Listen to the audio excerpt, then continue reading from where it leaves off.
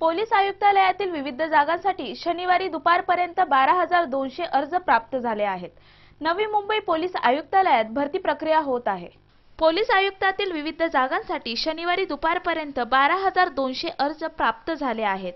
Navi Mumbai police आयुक्तालयात भरती प्रक्रिया होत आहे। मात्र ऑनलाईन अर्ज सादर करण्याच्या मुदतीला 15 दिवसांची वाढ मिळाल्याने त्यामध्ये अधिक वाढ होण्याची शक्यता आहे। राज्यातील इतर पोलीस आयुक्तालयांसह नवी मुंबई आयुक्तालयात रिक्त जागा भरण्यासाठी ही भरती होत आहे। इच्छुक उमेदवारांना ऑनलाईन अर्ज उमेदवारांचा वाढता प्रतिसाद पाहता अधिक उमेदवारांना अर्ज सादर करण्याची संधी मिळाली। यासाठी अंतिम मुदत 15 दिवसांनी वाढवण्यात आली आहे। व्हिडिओ जर्नलिस्ट प्रणितसह राज चव्हाण, MVTV। बेकायदा गोमांस वाहतूक प्रकरणी वाशी व खारघर पोलिसांनी केलेल्या वेगवेगळ्या कारवाईत 5 जणांना अटक केली आहे। सायन पनवेल मार्गावर मुंबईकडे जाणाऱ्या वाहनांची पोलिसांमार्फत झडती घेतली जात होती। या दरम्यान सुमो जीप मधून मुंबईत नेले जाणारे जनावरांचे मांस पोलिसांच्या हाती लागले। खारघर टोल नाक्याजवळ पोलिसांनी सापळा रचून मुंबईकडे जाणारे 3 टेम्पो ताब्यात घेतले। या टेम्पोतून तब्बल 1800 किलो गोमांस जप्त करण्यात आल्याची माहिती खारघर पोलिसांनी दिली।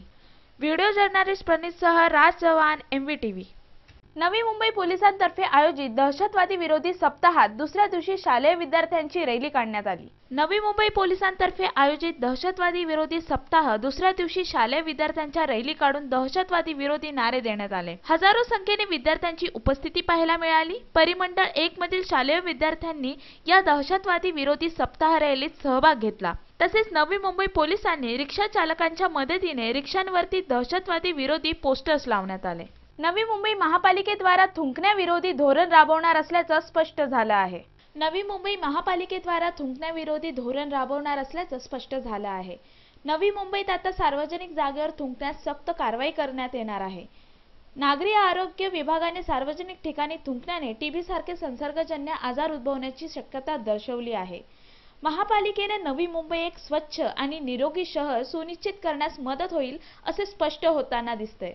कायद्यानुसार थुंकणाऱ्याला 100 ते 250 रुपये दंड ठोठावण्यात येईल असे सांगण्यात आले आहे।